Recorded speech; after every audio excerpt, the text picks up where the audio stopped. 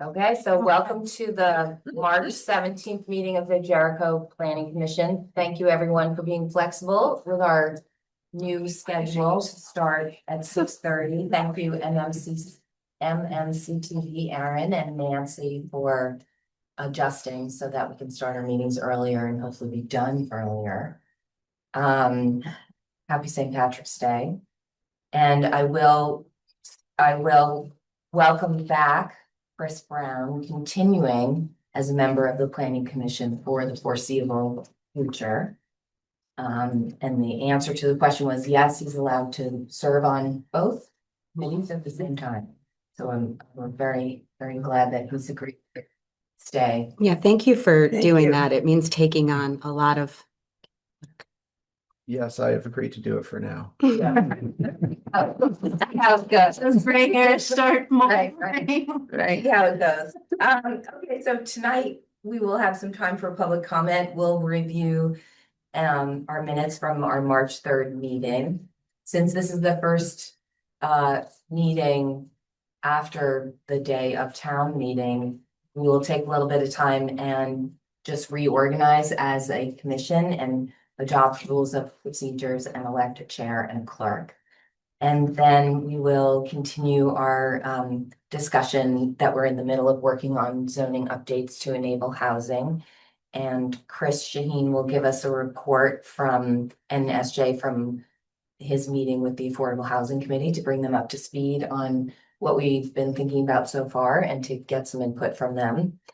Then we will probably spend the bulk of our time looking at planned unit developments, which is a portion of our regulations that deal with a certain kind of subdivision. We started this conversation a few meetings ago. Chris has done an outstanding job doing research and bringing us back a lot of data and a lot of structure so that we can have a conversation tonight and hopefully come to some conclusions. Then we will share reports on, we'll hear from Chris and then anybody else who has updates. Consider any other business before the commission, and then we'll plan for that April 7th meeting. Sound like a plan? Does anybody need to make any changes to the agenda? Okay. So there are no members of the public here with us in the room. And but I see that there are some people online. If you would like to share a planning commission, you can just go ahead and unmute yourself. And if you would keep your comments to just a couple of minutes, 3 minutes would be great. Does anybody want to share any comments with the planning commission at this time?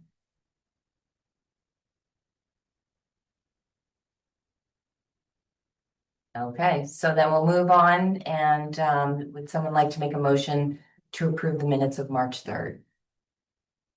I'll move to approve the minutes. Eric, thank you. And a second?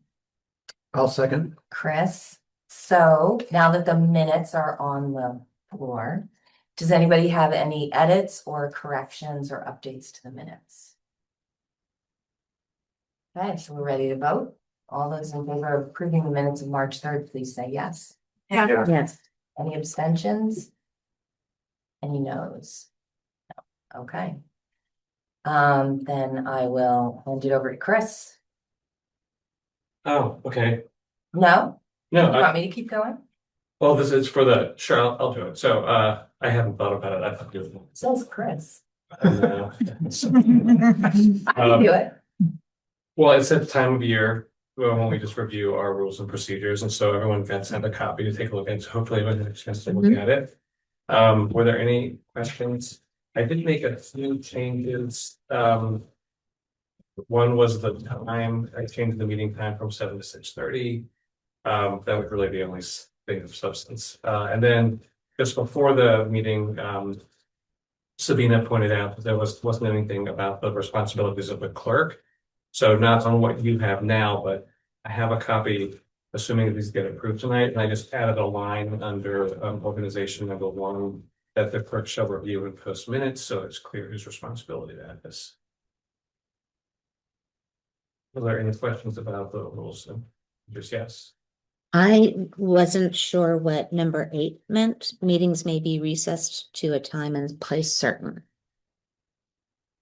And then under what context that would be invoked. So it could be for a variety of reasons, like if somebody had to leave and then we didn't have a quorum. Or if it was unruly, Mm-hmm. or if we weren't making any headway. If we felt like we needed to take time for some reason, or if we had a meeting scheduled and for some reason we couldn't hold our meeting here, like there was no heat in the building. The technical way that you do that is you just basically halt the meeting and you say, we will reconvene at a certain time and a certain Okay. place. It could be an hour from now, Mm-hmm. or it could be we have to move to the community center, or it'll be like, it'll have to be next week. Okay, thank you. What, you said community center. What happens Friday night when there's a quorum of all these You're commissions? allowed to do that. You're allowed to gather for celebratory kind of Oh. reasons and things like that. That's allowed under open meeting law. We just can't be discussing business, but we can gather. Then we should have a holiday party. I always assumed we didn't because we couldn't, but No, I think at one of those open meeting law meetings, they talked about that, addressed that question. Yeah, and actually VLCT just reposted their open meeting training, so if anybody wants to do the online presentation and refresher, you can get access, Chris can give us access I was- through Paula. Looking for the old slide deck for the open, do you know? Hold on. On the old website, Yeah, there was a slide of that training, yeah. a previous iteration of that training. Do you know if that made it over to the new website? Because I was looking for that before last week's housing committee meeting and couldn't find it. I don't know if it made it over. If I find it, I'll let you know where it is. If the new one is, if there's a new slide deck that's shareable, then maybe that one's the better one anyway. I've seen the invitations to it from VLCT from their like weekly newsletter. So would you mind following up on that for us? Thank you. there is a training tomorrow morning Is that what it is? at 10. Which I'm doing. So that's Clearly, I live. need it. Well, so it's a live training, so I Mhm. think the question Yeah, is like, right. can we all just get it like Yeah. offline Yeah. or asynchronously? Okay, other questions about the rules of procedure? Good reminder, I think, good reminder. Do you want to go to approve those now and then go on to the discussion about the? Yes, so I think I'll make a motion to adopt the rules of procedure as distributed this evening from Chris that we have all before us. So you know, second, I will do that. Heidi seconds. All those in favor of adopting the rules and procedures, please say yes. Yes. Yes. Any objections? Any abstention? Okay, so then the next task is to elect a chair and a clerk. Anybody want to nominate us? I'd like to Slate of nominate nominees. Susan as chair. I second that nomination. And I will nominate Sabina as clerk. Second that. Okay, Done. so that's the slate.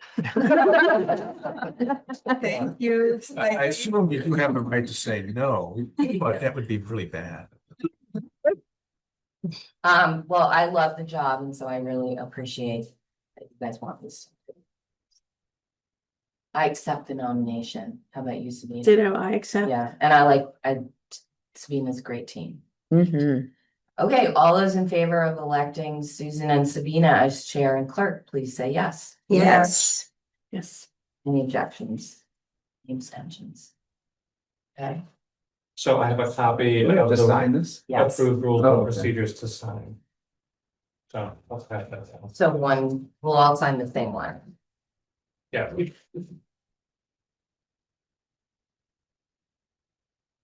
So great. Isn't Okay. it? And then She's never. No, I will. Oh. So while that's going down, I'll go ahead and get started on the next agenda item, Right. which is enable housing. Continuing our discussion on looking at them and at what we can do beyond our village centers to make it easier for village housing. And that's being coupled with recent work by the Conservation Commission that looked at forest cover and how that might be incorporated. So this is overlay. So I always put up this recap from the chart from the select floor to the planning commission. Tonight's topic about PUDs is somewhat related to the incentivizing clusters for small dwellings in PUDs, and also a follow-up from the Affordable Housing Committee briefing, which also relates to that. In terms of our timeline, we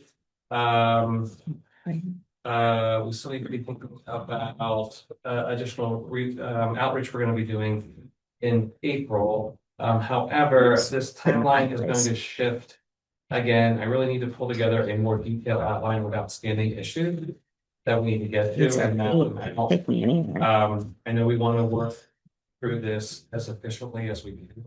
But I don't think we want to do it at the expense of leaving something out that needs to be discussed. So I will be bringing that to the planning commission at the next meeting. Don't hire any. In terms of goals, this is what we've defined since we've started our work on enable housing. There are no changes, but I have highlighted a few things that I think are relevant to what we're going to be talking about tonight related to the PUDs. Again, our commitment to being consistent with smart growth policies, a desire to rely on mapped resources for conservation of the soils, and then clustering development and make sure it's consistent with what we want to see in each of our zoning districts. In terms of guidance of what we've defined since we started working on the enable housing, there are no changes to this. All right, so the first discussion topic for tonight is a recap of the enable housing briefing with the Affordable Housing Committee. Thank you, SJ, for inviting us to come, for inviting me to come to speak to the Affordable Housing Committee. I want to I'll go through what I thought was the highlight of the meeting, and then there's direct feedback, some direction I'm hoping to get from the Planning Commission on some of that feedback from the Affordable Housing Committee. The biggest takeaway for me from the discussion of the meeting was that we're not doing enough to support housing in the rural districts. There was a request for the Planning Commission to do additional work on their recommendation number 6, which was to permit and incentivize clusters of small dwellings in PUDs. That's always what I've had on that front slide. There was a parentheses after that I had not included just for the sake of keeping it short. That recommendation, it was a specific example that went along with that recommendation, which was requiring no additional land for additional dwellings that are either less than 12,000 square feet. 1,200. 1,200 square feet, yeah. There was also a suggestion to get regulations for mobile home parks, which we have in our regulations, and maybe making them as to something that was more for small home parks and taking the mobile homes. I saw it as an opportunity to take mobile homes out of our regulations entirely and reframing it that way. I think that could also be an opportunity to reimagine that section of the regulations. It could include incentives for small homes. So I think the question that for me to the Planning Commission is, should staff explore this more, which could include updated mobile home park regulations along the lines of something that could be related to cottage courts, and maybe a density increase or a bonus that would probably add about a month to our timeline. So that was my takeaway. It was a full discussion. It was about 45 minutes, maybe. So I don't know if SJ or Eric and Wendy, you were both at the meeting too, if there's anything else you wanted to highlight from that meeting. If you're going to give me an opportunity, I'll take it. But before I dominate, I'd love for. I have a question before we go on. It's not about my takeaway, but can I get clarification on the definition of the deeded to be less than? Like the additional dwellings deeded to be less than 1,200 square feet. What does deeded to be less than mean? I mean, I don't know. I think that what was meant by that was that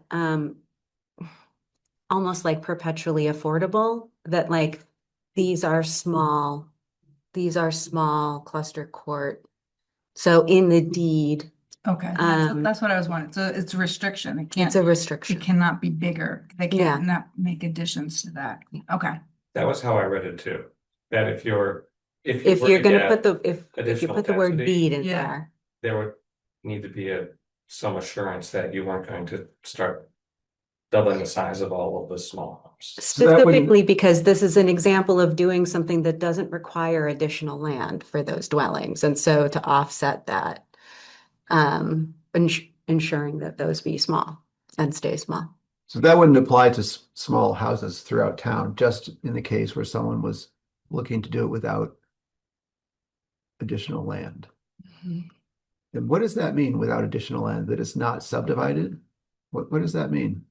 So, well, I'm gonna launch. Ready? Mm-hmm. Okay. What the housing committee has found is the same thing that we on this commission have found, which is the current framework that we use, specifically PUDs and our lot sizes really do not create any sort of effective or feasible incentive for small clustered dwelling. There's a parallel argument here for multifamily or multi-unit dwellings as well, but if you think about it, the only incentive that exists for doing small kind of clustered units is a density bonus, which no one takes advantage of. No one takes advantage of that for a couple of reasons. That's not the scale of development that we're doing here, especially when you go over 9 and that triggers Act 250. We're not doing development on a scale that we're not doing high-rise apartment buildings that provide a scale where you can get, the numbers to work out on the sheet. And so having the density bonus be the only way to achieve or to try to incentivize small and clustered housing makes no sense. It also makes no sense to have that tied to a PUD system that, unless you're in the village center or the commercial district, and I say that, put a pin in that, because it shows that we actually can and are willing to do a PUD that doesn't require open space. But to tie the kind of flexible standards that you need in order to make small and clustered housing possible, to tie that to a PUD that requires open space, that requires a large amount of land be set aside, it just increases your baseline cost. And again, when we're talking about the scale that we're talking about in Jericho, when we're talking about infill and thinking about these kinds of houses on parcels that already exist, demanding that they go through a PUD system, that there be open space in the way that we're traditionally talking about it, doesn't seem like much of an incentive, let alone a feasible structure to get what it is that we're looking for. It just doesn't. And so what we started to do and then realized this isn't our game. We're not the regs people. So we gave you an example here that disentangles density from PUD and that disentangles it from requiring open space. But some of our members are really hung up on this particular example, but I remember this conversation as, all right, here's a couple of ideas, but like this isn't our background. And if you want us to become experts in this, then we absolutely will. But like, you're the planning commission, not us. The way that the PUD language is written in the regs, and you've got it a kind of edited version of it later. But what it says is, in return for greater flexibility and in some cases density bonuses, PUD projects will set aside open space or suitable community facilities where applicable. And so you get the greater flexibility and in some cases density bonuses. And we get open space or suitable community facilities. I'll take that for. But there are so many, what we want to incentivize is small, is clustered, is multi-unit. Perhaps in the commercial district, I didn't have time before the meeting because it's at 6:30 and I wait till the very end to go into the PUD regs for the commercial district specifically to understand why the open space is removed from that district and what the town is getting in exchange. I know it encourages open space and community facilities, but it doesn't require them. So what is that trade-off? But if that's what we as a town want, then we need to give the developers what they want, which we know is more flexibility, and that can look like building more on less land, whether that's smaller lot sizes, whether that's lower percent of OS, whether that's not requiring subdivision or PUD and allowing multiple principal buildings on a lot. We also know that developers want things like the town taking over road ownership is apparently a really big deal. Or infrastructure investment and partnership. Like there's lots of other things that developers may want, particularly developers on this scale, that may be willing to build smaller and more clustered and multi-unit in exchange for those things. And in return, I still think it's okay for the town to have a checklist of things that we want that you know they can pick from. And maybe it is still setting aside open space, but instead of dictating that it's 50% of open space, it's all protected overlays and either town planned future connectivity or the development plans some future connectivity that's set aside. Like that's totally fine. Or we know that the town really wants community infrastructure. So maybe you can do those 9 additional 1,200 square foot and in exchange, you won't have to have more land as long as you've got enough land to support a community infrastructure there with maybe, I don't know, 10% capacity for future growth. There's something like that. I just feel like we need to be more creative.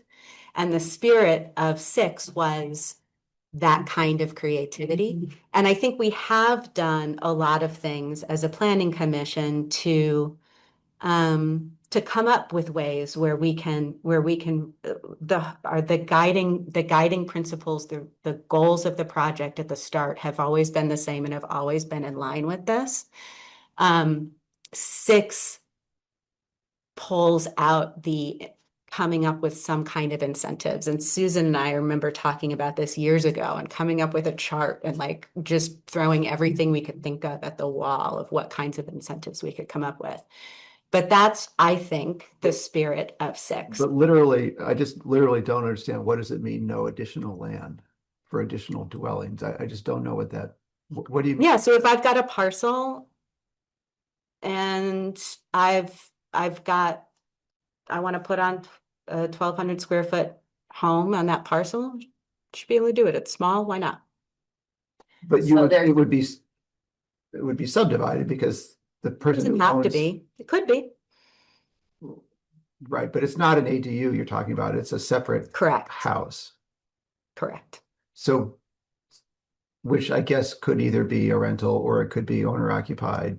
If it was owner occupied, it would presumably be probably on its own land, I would think. I guess you could lease the land. It might be your kids and you've got I don't know. And again, like this isn't a fleshed out reg, right? This is just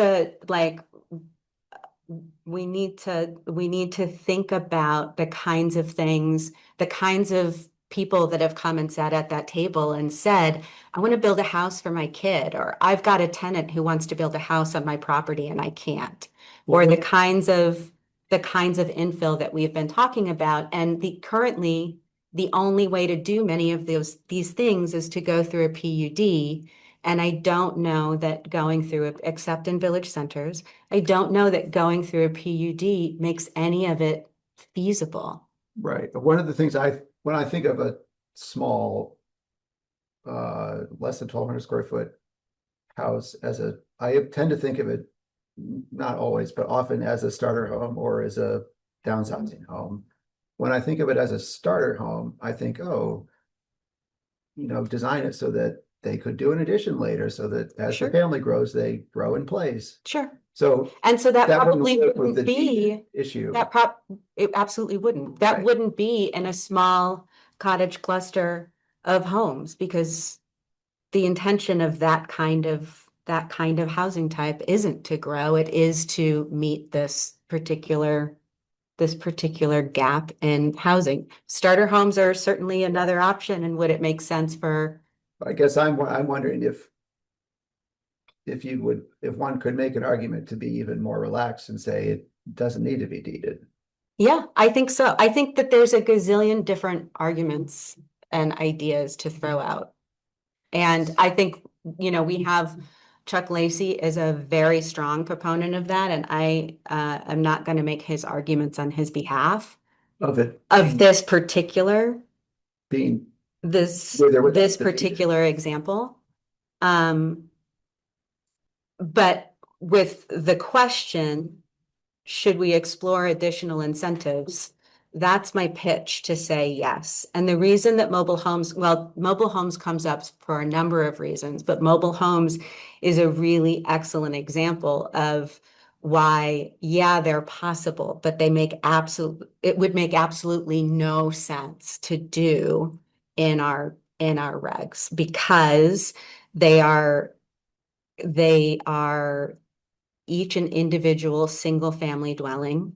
And unless you were to do it in the village center, you then are under all of the same kind of, again, the same regulations and standards that you would be for a single family dwelling. And so in order to do a mobile home park of any reasonable size, you'd have to have a ridiculous amount of land with some of that set aside, et cetera. Be governed by Act 250? I don't know the answer to that. I think if they're more than, I think they're the same. They're all- Acres, more than 10 units. You'd have to go through a PUD. They're all conditional use. Conditional use kills housing, especially this kind of housing. Going through a PUD means going in front of the DRB, means going in front of the public. That always kills this kinds of multifamily units, condos. We've got lots of examples of that. And so I think that a lot of the work that we're doing is good. And I think that if we want to incentivize, then we need to think of outside of or beyond the structure that we have that allows for clusters. So I'm gonna interject a little bit. So we, tonight really obviously would have a lot of work to do because you just shared a lot of really good ideas. And I think what you said was like, the first sentence there was kind of like in the spirit of challenging us to think outside the box, be creative, look at the fact that we offer a density bonus. People aren't taking us up on the density bonus. So what else could we do? And so I think our only question really that we can answer tonight that Chris has asked us is, do we as a planning commission want to take this on as a component of our package, for lack of a better word? Doing so, he said, we'll probably add a month or so to our timeline because as we just sort of demonstrated, it probably will take us 1, 2, 3 meetings potentially to think of the different ideas, put them into real regulatory form as opposed to just an idea. But it's very directly related. It was one of the original recommendations from the housing committee. The PUD already incentivizes small dwellings. They happen to be 1,300 feet, not 1,200 feet. So maybe we go with that. But what they're saying is like, that's not enough. So when I first saw that request from the housing committee 12 months ago, I was like, oh, PUDs already do that. They already incentivize small dwellings in a PUD. But then what SJ was just saying is sort of two different things. One is, do you continue to look at it in the context of a PUD and a PUD only? Or do we need to think about it in addition to PUDs? When do PUDs make sense? When do they not make sense? So, or do we want to try to keep going toward the finish line and say like, okay, well, then this is kind of a new, bigger topic. We're already meetings into, we weren't actually really intending to do a big review of PUDs, which we are now doing. Mm. So it's really kind of a timing question. I think the appetite for like looking at it, because obviously we can already, popcorn ideas on it. So it seems like the appetite is there. It's sort of like now or later. Can I ask a clarifying question just on the now or later? Because before this came up for tonight, I feel like I remember, see how cautious that is, that the last time we spoke, we were already starting to try and decouple the question of what are the right incentives versus the PUD, right? Which is sort of the same conversation in some ways, right? We had already started recognizing like, is the way that the PUD is set up, does it have the right incentives in it? And we were starting to question, is the open space the right lever? And is it the right size?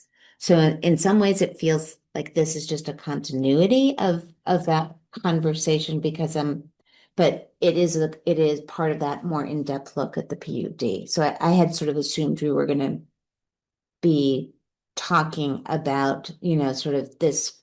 I think the crux of the matter that I heard SJ say is that right now the PUD is predicated on the highest value being incentivizing set-aside land or open space land.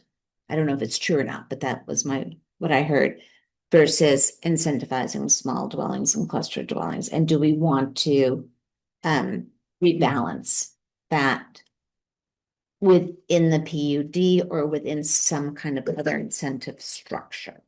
We Are are we going We are to? going to talk about PUDs. That's like the whole rest of tonight. Right. In general, it's really more, like you were asking about mobile home parks. Mobile home parks do have certain statutory Right. requirements that we're all not familiar with, that we need to learn about. They have different insurance requirements. They have different Thank you. lending Yeah, requirements. So it's really, I think it's really the mobile home piece that probably would sort of kind of like the biggest ante. I think probably just small units will be integrated into a lot of the other work that we're doing anyway.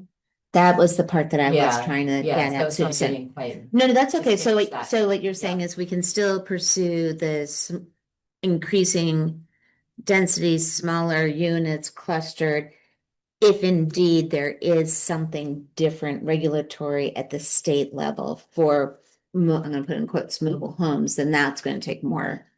Right, but as Chris was saying, like potentially it's a real opportunity to remove the distinction, which can really be considered sort of discriminatory. Oh, for So sure. I really Yeah, liked this idea of sort of like, taking a fresh look and potentially removing that distinction. I'd really like the DEI committee's input on Yeah. that too, Yeah. because there's Yeah. discriminatory, but also I don't want to erase or suggest that something is that we aren't willing to call something out for what it is and is a perfectly fine way to. Right, and if it has certain rules around it that have nothing to do with zoning, like insurance, like I was saying, insurance and lending and ownership and all that kind of stuff. I think that what's interesting I think that's a good point and requires a lot more information. I think that what ties it is also thinking about these cottage clusters that have come up over and over again, which technically we can do in village centers. But it's a similar In my mind, it was a similar kind of zoning question, but you're bringing up that I think is true, like mobile home parks, the way that they run, the way that they operate, the Yeah. state regs are different. So how So- does that relate to the town zoning though? Like if the insurance for We the, don't know. wouldn't that just be the operator of the park? Yeah, but for whatever reason, and in the whole time I've been on the planning commission, we've never really delved into Yeah. mobile home parks. It has its whole section. Yeah. It's its own use in the use table, Mhm. and as Shay said, it's conditional use in all the districts. And I don't even really, I'm not that familiar with what our zoning says about it. I would recommend then, here's my vote. You posed a question. My vote is that we can continue. You're always bringing us to the. Let's go. Let's keep moving. That we continue on the path that we are and we have a separate group. We love our little task forces or our little working groups, right? To really delve into the question of what is the difference between a small home park and a mobile home park, and whether or not Chris is involved, Chris Shaheen is involved, could be separate in terms of taking you away from the primary piece that we're working on. And if that comes in time, great. The work of the task force, or because it's not, it's actually more simple. Great, let's put it in. If it's more complicated, then we hold it and we just keep moving forward. But we don't lose the piece of smaller units. Because we can still do that and we can still do clustered. Yeah, I suspect that zoning's not the solution to this, but Mhm. zoning shouldn't be in the way of it. Shouldn't restrict it. Yeah, and I'm thinking back to like, I think if there's a way to cut back the cost of infrastructure that might make these things Yeah. easy. Yeah. That could be an incentive, and we've talked about if there's a way to bundle a chip Mhm. program that's tailored to these things, so maybe we have. I think there's a lot of pieces that could make this happen, and zoning is a piece of it. Yeah. But I would love to find a way to incentivize small dwellings, both within and without a PUD, throughout town. And so I think it's important, and I would say, my answer to the question up there is yes. Yeah. And I think if it adds a month to this, then I think that's fine. If it adds 3 months, maybe not, but which is separate, I guess, in some ways from the mobile home. That's what so what I was saying is, I think that you take the mobile home part off, it's not adding time because it's the work that we've already committed to do. You add on the mobile park, that takes more time. That's what I heard. Well, what I really like about what's being discussed is that this sounds like a yes, but it's just, should planning commission members and not staff. I would be curious to, If they like, say- honestly. Should have worked. Working for the working. Yeah. Including. I would be happy to be part of said working group. Right, and I think you framed it well, which could include updated mobile home parks, and it might not. Right. If we decide that that's too complicated and we can't, it's gonna slow us down too much. Right, which doesn't mean it doesn't become a priority. Right. It's not a priority. It just means at this junction, it's not part of this. Because we think we're still doing the right thinking and work around how do you incentivize small housing? How do you make sure that zoning is not getting in the way of all of that while we investigate something that might be a little more complicated? I'm happy to bring this to the DEI committee. We're doing workload planning during our April meeting. And to see if we could get someone who's interested in being on the working group, and if no one from the committee is interested, I can be on it. That would be great. Yeah. Thank you. And would there be someone from the affordable housing too? So maybe we have a 3-way thing going. Okay, does anybody object? Sounds like we have a good appetite. Yes? Okay, Great. I am really happy that how we have involved and interacted with other committees as we've been going through this. We've interfaced with the DRB, we've interfaced with the Affordable Housing Committee, with the Conservation Commission, and now we're talking about working with DEI. I just think that's Mhm. really great that we're doing. I'll be right back. Thanks, Mr. Shaheen. yeah, thank Yes. you. They don't wanna talk to us. Yeah. All right, Okay. So now moving on to item number 7, yes. which is the planned unit development review. Right, so this is an ongoing discussion of what we've been talking about for plan unit development. So the goal for tonight is to better understand options for using map resources as a way to determine when a project is required to do it. And a high level understanding of what that would mean for properties and how it could relate to district. And then I'm looking for direction from the planning commission to answer 2 very specific questions tonight. One is, should what we're thinking about in terms of required PUD apply to the low density residential district? My sense is that there's a consensus that, or there's a comfort level with requiring that in the rural agricultural district and the forestry district, that it's still not fully resolved with the low density residential district. So that's the first 2 questions. And then the second is, what resources should be used to determine if a project is reviewed as a PUD, and I've done some more research on that. We'll kind of look at that tonight. So tonight we're going to, I wanted to review the adding of forest blocks to the NRO. We're going to be talking about the NRO as a possible factor for determining when a PUD is required. So just going to review that real quickly. Then we're going to walk through a lot of dense information about the impacts of the different map resources in different zoning districts. And I printed out for each of you at a larger scale those maps, so it's not, we won't get headaches. And then I wanted to review some related town plan policies and goals that I think are related to PUDs and how they can be useful in achieving those goals. Walk through what the purpose of the zoning districts are, because they talk about housing, they talk about open space. And then get to those 2 questions about the low density residential district and what the resources are that we might want to use. So the first is a recap of the forest blocks that we discussed at our last meeting and about adding them to the NRO. So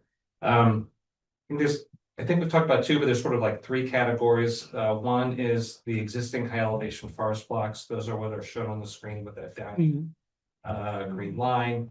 Then there's the high risk forest blocks, which are the darker green. Those are in the low density residential district where we're envisioning more housing going. And then the third is the highest integrity forest blocks, which are the other green, all those big green ones on the east side of town. And those generally align with the forestry district. Some of them overlap into the rural agriculture district, but the bulk of them are in the forestry district. I'll say the conservation, the NRO working group, we had a meeting last week with Jens Hawkins-Hilke, who we've been coordinating with he's a conservation planner in the Essex Junction office with the state Department of Fish and Wildlife. Fish and Wildlife.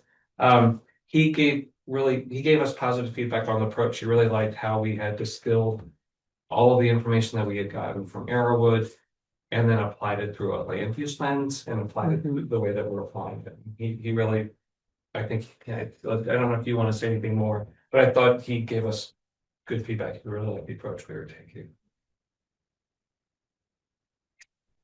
All right, and then Can I, before we go on, I have a question. The word of the night is decoupling. So the decision to add these blocks to the NRO is its own decision, it's related to PUDs in such that we're thinking about using the presence of this resource as a trigger. And it's a separate decision that the planning commission has to make to add the forest blocks to the NRO. yes, I think there's 3 pieces coming together. One, we're looking at how to make it easier to get housing outside the village centers. And the low density residential district is one that has more of a housing component than say the rural ag and the forestry. So when we've looked at updating our lot sizes and frontage requirements, we're proposing significant changes for the low density residential. So there's that housing piece. The second piece is the natural resource overlay and looking at the forest block work that the Conservation Commission did and wanting to do that parallel with the housing work, because But if that'll- we're, It'll be a separate vote. it would be, it's set, yes, I mean, these are all independent, but it's related because if we're really pushing Yep. housing in certain areas, we want to make sure that there's protections for natural resources in areas as much as is reasonable, right? Yep. The third piece and why I'm including it here is because now we have this PUD discussion and what we should use as a factor in determining when a PUD would be required. And if one of those is the presence of resources in the natural resource overlay, this would then be added to the natural resource overlay, which then is now a factor of determining when PUDs could be a factor when PUDs would be required. Okay, Sorry, that was a long string, but if you were able to follow. I was. Okay. Any other questions on this? All right.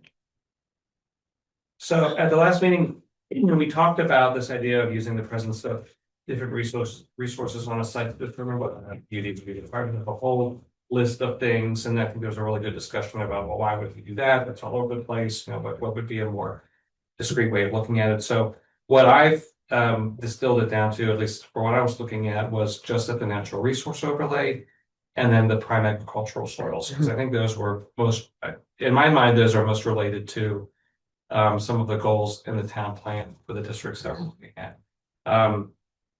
So just as a reminder, currently the regulations require PUDs in the village district, split low density residential district, the rural ag residential district, and the forestry district for major subdivisions. It just requires that they be a PUD.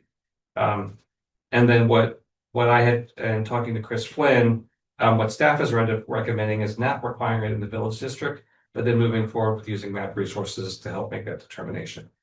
The information on this slide shows the impact of using different combinations of resources on properties in the low density residential, rural ag, and forestry districts. So let me explain to you what is on here and where this information is coming from, for full disclaimer of what we're looking at here. So I've spent a good amount of time figuring out how to use ArcGIS, which has been great. So now we can use that for a lot of other things. So I've pulled data from the state for parcels, like, so all those little black lines show where the parcels are.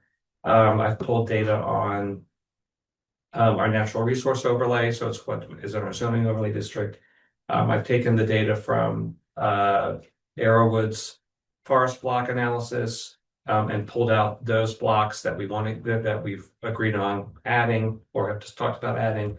And then I pulled in data on the state's prime soils. So the prime soils have two categories. There are prime soils, and those are really high quality soils. And then there's a second level, which are good soils if they're managed correctly. So there are different levels of soils too. I've included both of those on this map.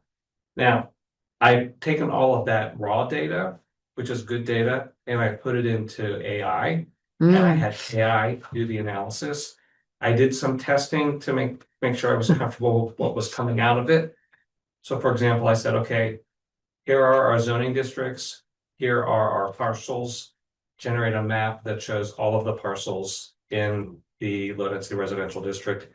And it was accurate. So I felt a level of comfort in what it was spitting out. And if there was something that didn't look right, going back and verifying it and having it work through and tweak it, and it did that. So I'm feeling, 90% confident in what's here, but I'm just giving context for where this information is coming from. So the data that is under each of those maps talks about the number of parcels, acreage, and the percentage of parcels that would be impacted. That's all coming from AI. Now, these numbers do not line up exactly with what is in our town plan and like information that I've got to the County Regional Planning Commission or other things. That is because our parcels don't line up with our zoning districts. So AI had to take the district the zone district that was the most productive, that was more than 50% of the site, and then assigned that to that zoning district. So How that's does- why there's some discrepancies in those numbers. I know that we've talked about this before, that it's come up before, but how does it work in the regs? So is it the most restrictive zoning district? Like, didn't we talk last time about like, if you've got one tiny thing in the forestry, then you're, I believe that's right, that if you are in both districts, then it's like both set of regs apply. Or the more restrictive. the of more the two apply. to the whole parcel, Yeah. not just to the part of the, yeah. Okay. So that's just context for what we're looking at here. So you can see, starting on the left, this is just using our existing natural resources overlay. It does not include the wildlife corridors. I took those out. Those are currently the part of the NRO that the the zoning administrator can approve. They don't, if you are just impacted by a wildlife crossing in the current regs, then there's just it's a ZA review. It doesn't require additional review. So I did not include those as part of this assessment.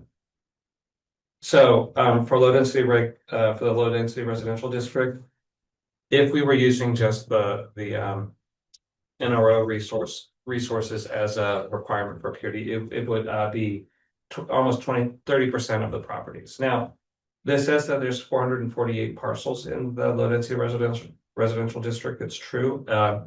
Well, that's consistent with actually what I got from CCRPC.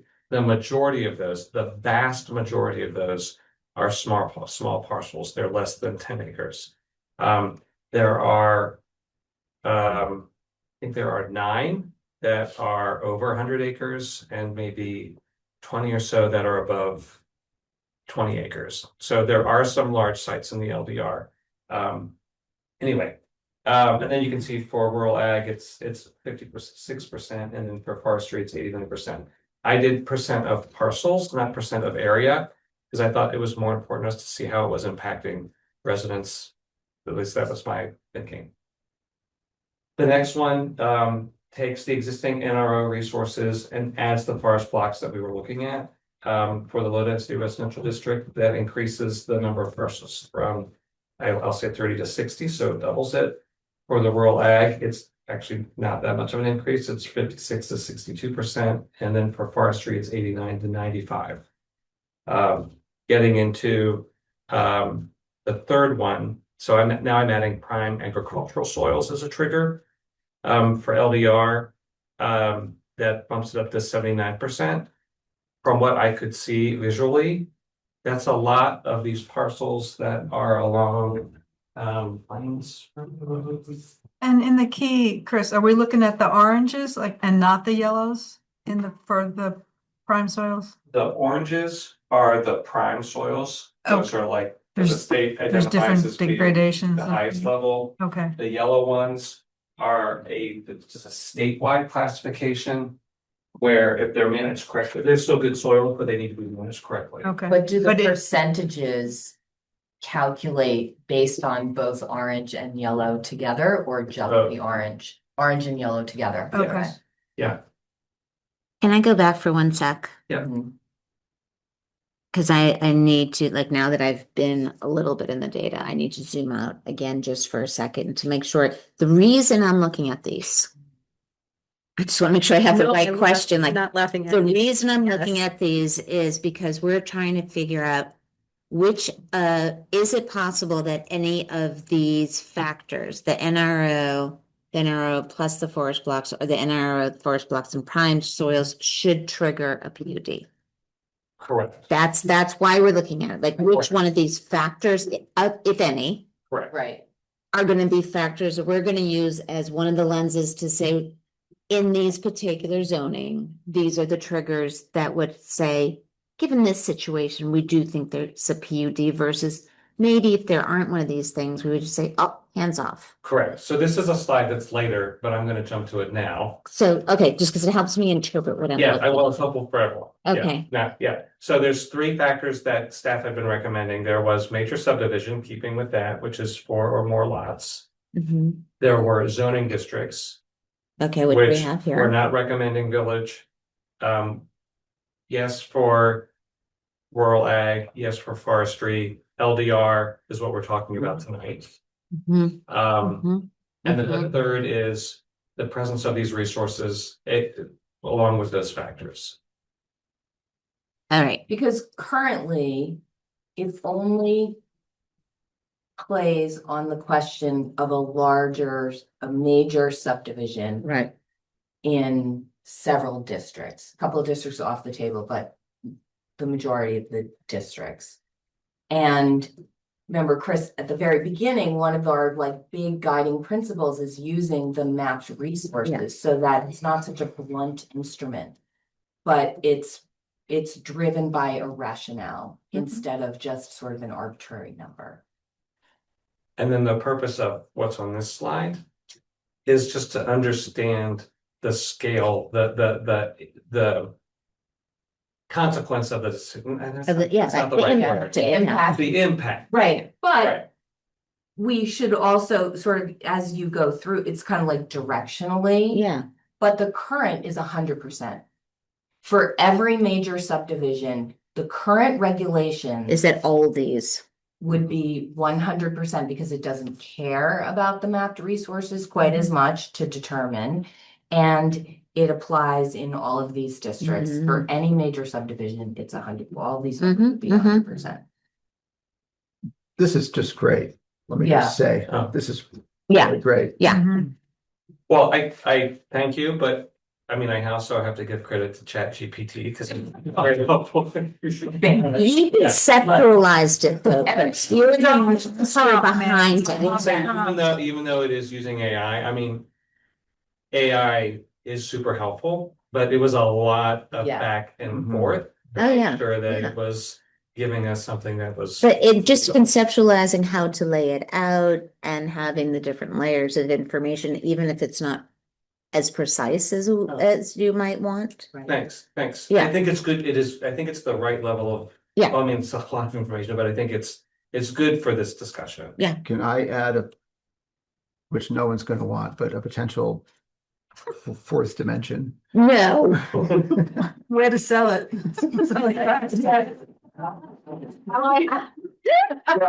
Because I've got one too. The third map with the prime soils on it, and I was thinking, how great would it be to have a version of that with prime wastewater soils? Thank you. Yes. And use that as Where do they, because another Possible. I think there's a lot of trigger, over. because I think it's a valuable resource in town, and I think that especially if it could be combined with open space, but it's a really important resource, and even as we know from our Riverside Wastewater Task Force work, we will need land to do wastewater systems, and not all land is good for it, and some of it might be great for it. And if somebody's proposing a development, it might be nice to be able to say, by the way, that soil is really great. So from what I've heard, I think that's the prime soils. Well, but there's a very fundamentally different soil is prime for agriculture and wastewater. Okay. Wastewater, you want sand. And, for ag stuff, you want wet soil. So I don't think it's the same. I Okay, will look into so we'll that. see if we can at least understand what we know already from the feasibility study. Right, As- because I do think that, yeah, well, maybe do we have that all over? I guess we have a loosely about all over town, right? Well, we have it loosely around the 3 village centers, not Yeah, a lot further than that, so that would be the downside. but I don't I don't think know. We it do- coincides with, because my land, for example, is a yellow, but it's terrible for wastewater, Yeah. terrible. That is a So- map layer that you can turn on. What was the factor you were thinking about this, Jay? I was thinking about it. I was going to ask the same question from a slightly different perspective, although maybe the same. I don't know. In my mind, the sites with the best soil for wastewater are the sites where we want to focus potential development. Mhm. We do want to protect some of those sites, like a future wastewater site for a community or for a town wastewater for sure, but like it's almost the reverse map, you know? But I'm definitely thinking of it not, as a community resource. Because it is a valuable, it's a natural resource of a different kind, but it is an important commodity in town. Well, and one thing, if it was used to identify where a PD was required, that's where the open space requirement is really valuable, because then it would set that aside as not being, as Because being part of open space that could be used for a community wastewater. all wastewater in the state will forever now at least be ground-based. And so it makes the ground that works for it, it makes it really valuable. Right. And I think that we might need to start, piping stuff to land that works well for septic. So I think it would be an important resource, and I would be interested in talking about whether it also triggers a PUD.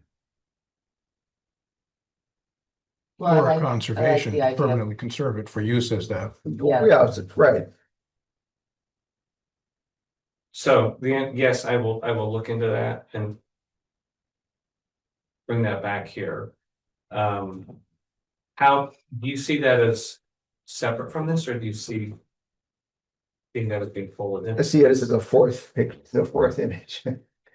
I think So it is could be another resource tied to that it. okay. I want to see it. Basically, Maybe. I like what you just said, like basically like permeable, permeable disposal site soil is a natural resource Okay, yeah. that might be well protected by different tools, one of which might be a PUD. Got it. It happens to be a natural resource that also would help meet housing goals. It's like especially Right. valuable. Any other questions on this? Or comments? Right. So the next couple slides, these are really more of a recap from information that we've already looked at. But I think it helps frame our discussion around, and I'm thinking primarily about the low density residential district in relationship to the required PUDs. So the town plan really identifies PUDs. Well, I should say our research in looking at PUDs has shown that they're really effective at clustering and protecting natural resources. I think that is one of the clear benefits that we're getting, particularly in our rural districts where we want to have that open space. And particularly for the LDR, the low density residential district, this is an area that is identified for infill housing, but it is outside of the village growth area. And it's outside the village growth areas where there's an emphasis on protecting natural resources in those areas. So I'm not going to read through all this, but that's sort of just the high level on that. I also wanted to kind of recap on where are our growth areas and what are our growth areas. So there's the goal, I think this is a CCRPC goal or a state goal, that 90% of development is focused in the growth areas. And we talked previously about like, what does that mean for Jericho? So our town plan identifies the village centers, the village district, and the commercial district as our development growth areas. In previous discussions on housing, we have pulled in the low density residential district just because it does have some of it is that transition between the growth areas and the rural districts. And when you take all three of those areas, we're kind of around 26% for that. You mean by acreage, by size? Is that what that means? In terms of the percentage of total? Yeah. It's the percentage of the town. Acres. Acres, Okay, yes. okay. Yeah. And those numbers do not include, I took the Ethan Allen firing range out of coming up with those numbers. In terms of using PUDs to further the goals and objectives of the town plan. The town plan clearly identifies them as such. And like I said before, our assessment of the PUDs, it just shows that they're really effective at avoiding fragmentation and protecting open space, getting the cluster development. It might not be as clustered as we want it to be. Like we would like maybe to be a little tighter, but it is getting us more cluster development than we would otherwise. And the low density residential district, it really is that transition from the compact villages to the more rural areas. This slide, I know there's a lot of text on here, and I probably should have just included the low density residential district. I did include the rural ag and forestry district. Because I think that, well, particularly for the rural ag and forestry, they really made clear the intent of open space, and particularly for the rural ag, the prime soils. That's really for the second question, not the first one about the LDR. But the low density one, it does talk about open space. It talks about ensuring that development of the area is compatible with rural areas. It talks about providing additional breaks within development to maintain open space. So there is an open space component to the low density residential district. Would be interesting to look at the existing definition of the low density residential in relationship to the future land use chapter of the town plan. Because that's where, that's part of the. We just looked at. Right, yeah, Well, I don't. future land use map. But there's a whole chapter, right, that describes. Yeah, so the text, thank you, yes, so the text that's here under residential infill LDR, Okay. that that's is from the town plan. Okay. Yeah. Right, so how does that definition align with our current definition? I guess that's my question, like to really look at that. So that's a good question. So this, like I said, so what's on the screen now, that's what's in the town plan. Mm-hmm. When I looked at this, there's nothing specific about housing in the low density residential district, other than saying that it should be for a variety of uses that are compatible with rural areas. Everything else is more about linkages and. Right. And Chris, this language lives not in the town plan, but in this current zoning. Correct. Okay. So if the Well- PRB is interpreting something in zoning, This is what they're using. this is what they're going to. Okay. The last little bit does talk about neighborhoods with smaller lots integrated with open space. And so if we are doing the updating of zoning, we could conceivably update this LDR definition. Hmm. Which is what you're saying. Yeah, Right. I think we should look at it. Okay. Yes, because we're looking at other I'm definitions. catching up with Wendy. Yeah. I'm supporting her thought that if this left-hand column, which is the existing zoning description, does not align with what we said we wanted like explicitly in the town plan, we should look to see if we want to make it more explicit. Yeah, I don't know if this is inconsistent with what's in the town plan. Mhm. But there may be some things in the town plan that would be worth to include here to make sure that this is Yes, fully exactly. reflecting what. That's what I mean by making Yeah. it more explicit. Yeah. Exactly. It certainly doesn't emphasize housing. No, Not It to the doesn't same include extent. the word infill. Nope. No. and it talks more about pattern of development, not housing. I Yeah. suspect if we were to write this today, it would be different than it Mhm. is right there. And we are the ones who have the power to write this. I think we should exercise our power to write this. That would be my proposal and is that a discussion we should have?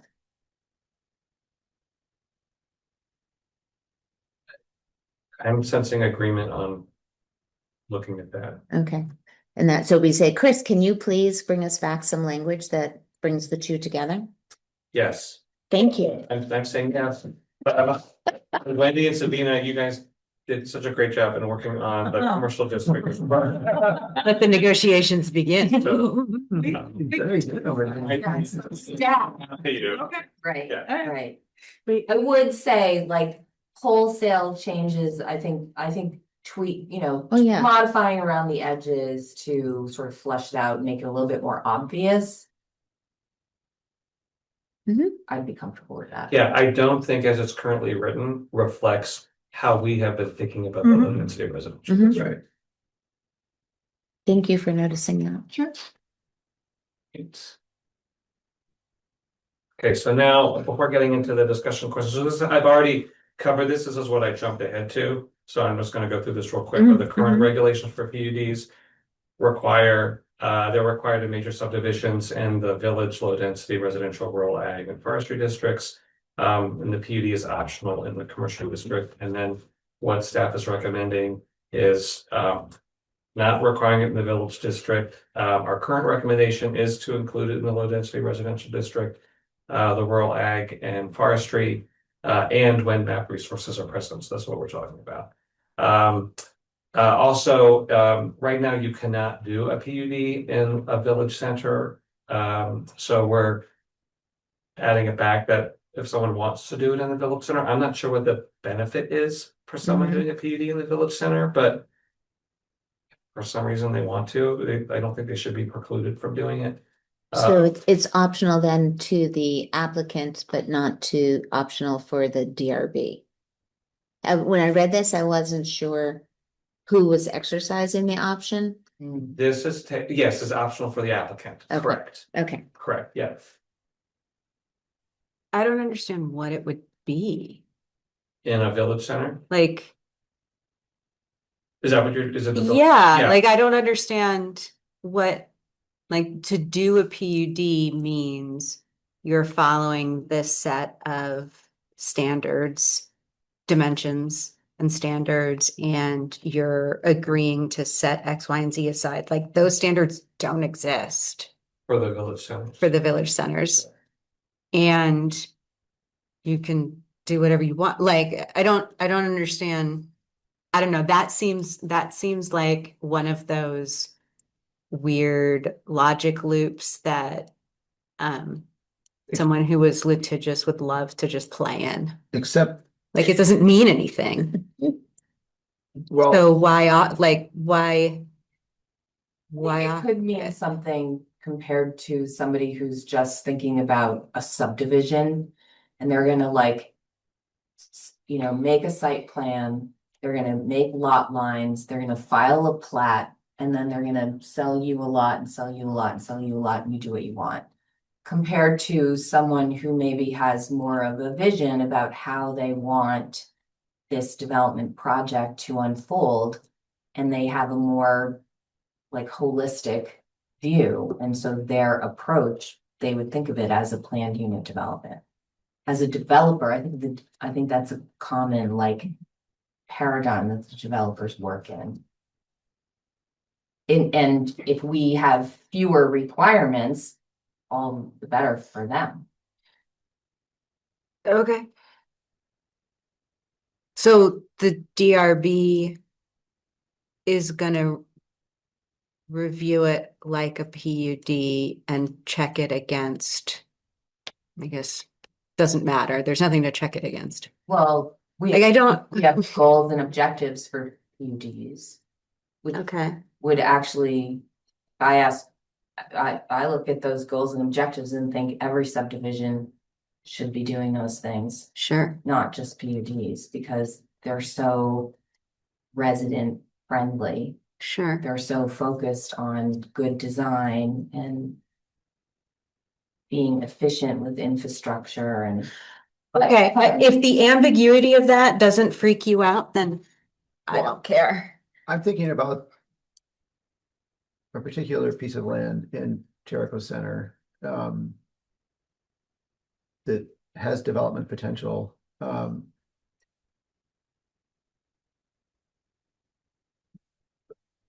What would determine the density of development on that right now? Soil capacity, septic capacity. Because it's village center, right? Are we thinking that we would, since we've done this intensive work with Riverside, are we going also to move to the other two village centers to?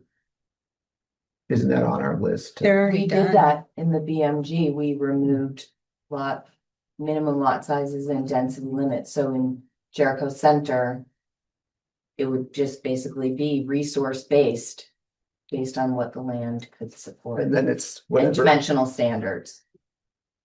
which for Jericho Center would allow something potentially big. Yeah, you could do. Like you're thinking about the top of Plains Road, that's close to Jericho Center. It's like an awesome location for townhouses. Right. So there's currently no density cap or minimum lot size in the village centers. What is regulating development in those areas are the dimensions table, so setbacks, maximum heights, and what's allowed in the table of uses.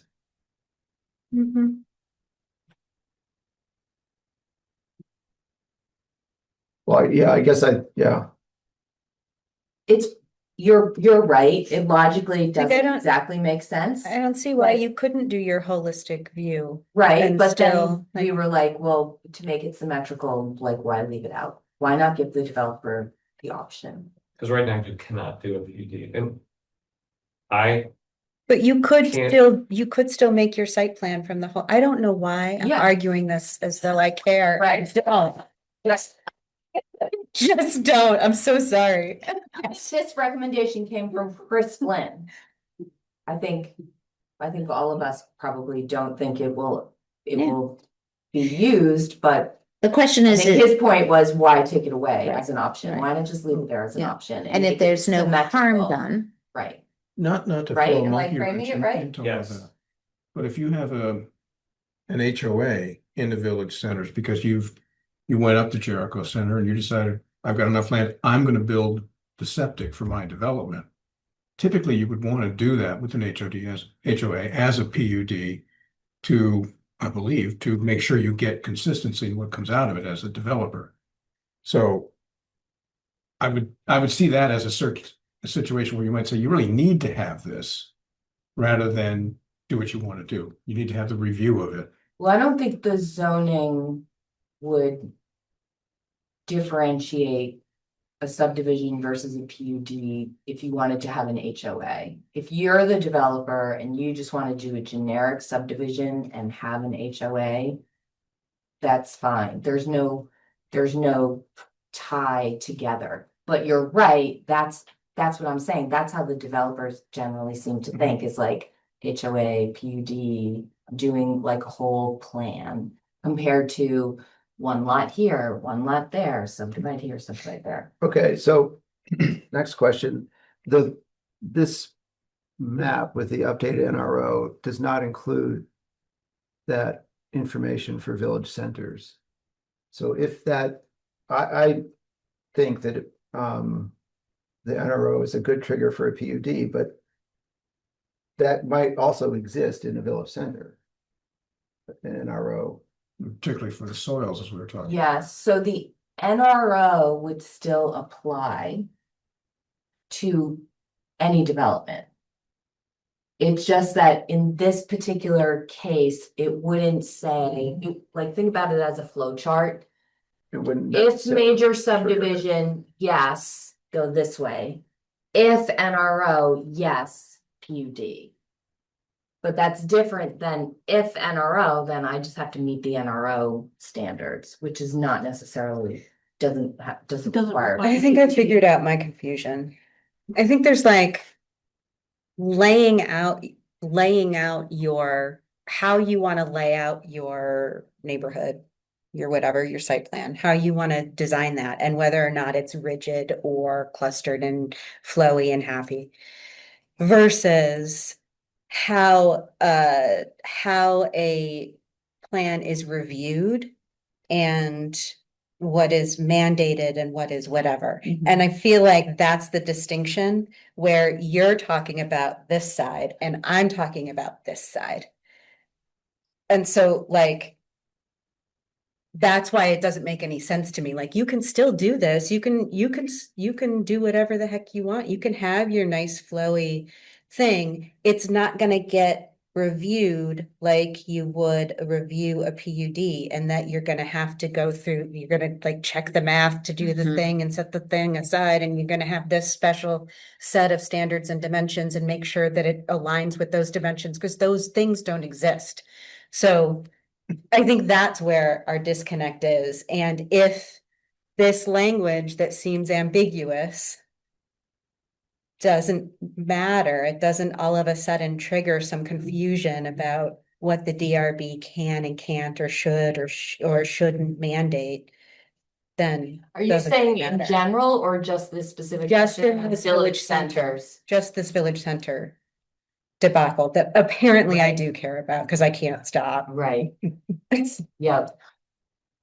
So I you're, don't like you, that it doesn't, you I don't it like that doesn't the make logic any- puzzle You isn't. don't, it doesn't make That's any what it sense is. to you, so because it doesn't make any sense to you, I can't let it you go. don't think PUDs should be allowed in the Versus village center, required. because why would anybody do it? There's no open space required, there's no smaller lots delivered. It's not why would There's anybody no- do it? People can do it. Why would we put in language that suggests our DRB is gonna take the PUD standards They that would- don't we would- exist to check that- against it? This would say, it's back to Heidi's questions, just totally up to the applicant. Yeah. This is saying a PUD would not be required in this case. So I'm sorry if this also wasn't clear up front. The DRB is not involved in any of these decisions for PUDs now, at least as what's being recommended. So it wouldn't even go to the DRB. It would go to the zoning administrator. Well, any subdivision goes to the DRB and PUDs go to the DRB. But the DRB would not be in a position of determining whether or not something would be reviewed as a PUD. Right, it would be black and white. That was sort of the hurdle we got over the last time, was based on the town attorney, based on best practices, based on what staff further investigated. They determined that the zoning should say, if these things are true, if you are doing a major subdivision in low density residential, rural ag, forestry, and mapped resources, just think generically for 1 second, mapped resources that matter. If all those things are true, then your major subdivision will be reviewed as a PUD. It needs to be designed as a PUD and reviewed as a PUD. If all those things are not true, then you have the option of doing a PUD, and we'd like you to do a PUD because they're awesome, and here's all the things that to think about as you do your design, but it's up to you. Does that help? No, but I'm fine. I'm just stuck. You don't have to get stuck in. Okay, so how about, is anybody else stuck Mhm. on that? Okay, Well, I tried to help by advancing the slide. yeah. Subtle, very subtle. It's subtle. So the first of the two questions is, should PUDs be required for major subdivisions with mapped resources in the low density residential districts, right? And any questions about the question? And what this would mean is we are going from a current state where they are not required, or they are always required, to a new state where they are not always required. They will only be required if it's a major subdivision and there are some mapped resources. Correct. Can I- And going back to the slide with all the maps, Yeah, it would only apply to 30, 60, right, 70. right. But we don't know. Because currently they're all have to go through it, and we're gonna release the 100% requirement and replace it with a only if. Correct. Okay. This question is Just not wanted to make sure. asking us what map resources. Correct. We're Right. just asking Yeah, conceptually. just Concept. pretend that we all think, And can you remind me of what that intermediate thing was that staff was like, no, don't do that. We don't like that. The DRB's recommendation, what the DRB reacted to that either the change that we had Oh. made or that we had proposed, that they were like, no, we don't like that. In 2022, Mm-hmm. there was a change that said that the DRB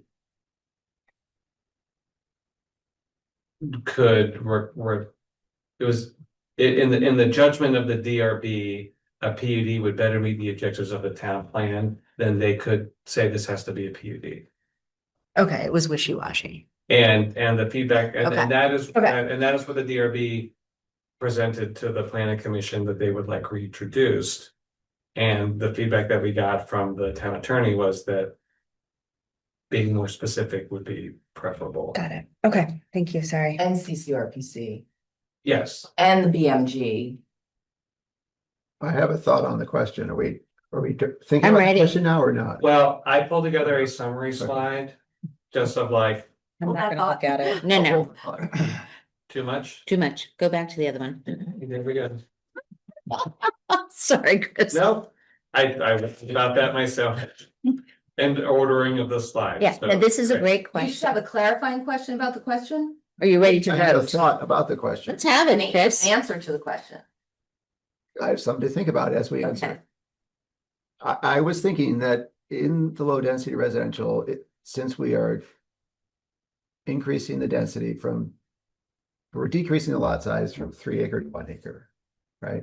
Potentially. And since we have these new mapped information of these high super important forest blocks, it makes me think that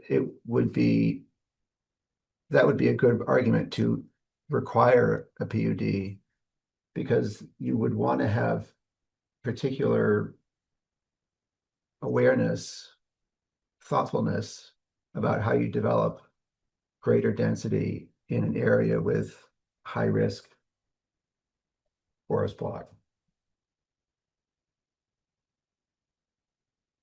But that would be the trigger. Oh, but it wouldn't be a major subdivision. Well, we're deciding whether it's going to be, whether it applies to low density residential or not. And I'm just saying that the decrease in lot size from 3 Okay. acre to 1 acre and desired for greater density is in conflict with these high value forest blocks and would potentially be a reason to require a PUD. Speaking in favor then, I don't know that I've come to a formal conclusion. I had that thought and I wanted to. it seems to me, well, I'm hearing it as Sure. in supportive. But I don't know how it would not be in support of it. Because I haven't thought it through Chris Brown's brain. Well, if you would indulge Chris Shaheen, that's a little bit of what he identified on the next slide. Okay, go ahead, Was to Mr. Help us, Shaheen, please. help us think through, like, this is why you might want to require a The second I open my PUD. mouth, I just need you to And go this think is that. why you might not want to. So here's That's what I'm gonna do. I don't know if it's exactly what you Right. said, but. Do me the favor. I'm gonna go to the next slide. You then can. then I'm not a gonna come child, I'm back to sorry. this. That sounds And good. you should tell me. Let's stay on track. Yeah. Okay, so Because now we really, it's almost 8, so we only have a half an hour left. Right. factors Okay. factors still in the- supporting a required PUD is that there's a high presence of natural Mm-hmm. resources that would benefit from according to site This is review. basically your. PUDs can encourage clustered housing that reduce fragmentation on open land and sprawl. PUD open space requirements could be adjusted down to 25%. Right now it's 50%. And the purpose of the LDR district and zoning, which went to tweet, specifically calls out additional breaks within this district should be considered to preserve open space countryside. And then the town plan identifies PUDs as a tool to support clustered housing and protection of natural resources. So those are all like the pros. But just to take my thought, clarify it further, it's in my mind particularly relevant since we're decreasing the lot sizes and increasing the density. I think it puts an added burden on protecting those high value. Yeah. And in the call out box at the bottom, because we are thinking about going from 3 acres to 1 acres as the minimum lot size. You know, one of the incentives for going through a PUD is that you get you can go to smaller lots. But if you go to a 1 acre, if 1 acre is the starting point, then there's less of an incentive to go through a PUD. Mhm. Okay, so now factors for not requiring the PUD. It is an area that we've talked about for residential development, and in areas where you want to encourage residential development, they typically have simpler standards. Natural resources are protected through the Natural Resources Overlay District, not to the extent that they could be if there was designated open space, but there are standards. And the purpose of the low density district in the future land use map states that it's a target for residential infill with a wide range of housing types. And this would impact 60% of, well, forest blocks at least, Well, 60, yeah. 60% of the parcels. Right, if we didn't go with if we didn't do the soils, it would be 60% of the parcels, yeah. So now with those pros and cons, I will go back to this slide, which has just the question. See, for me, I would want to change the question, which would be like providing that the open space requirement was adjusted downward. Should a PUD be required in this district? So if the open space were reduced from Yes. 50 to 25, your Ma- answer would be one thing, and if Yes. it's not reduced, it would be something else. Correct. Okay, so tell us what how you're thinking about that. Well, I'm more inclined to say yes, with a reduction in open space requirement. Mhm. Cause that's What's the benefit of that reduction? More presumably more housing.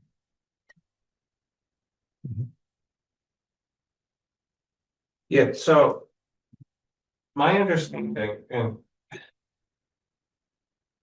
when the open space designation does not change your density allowance.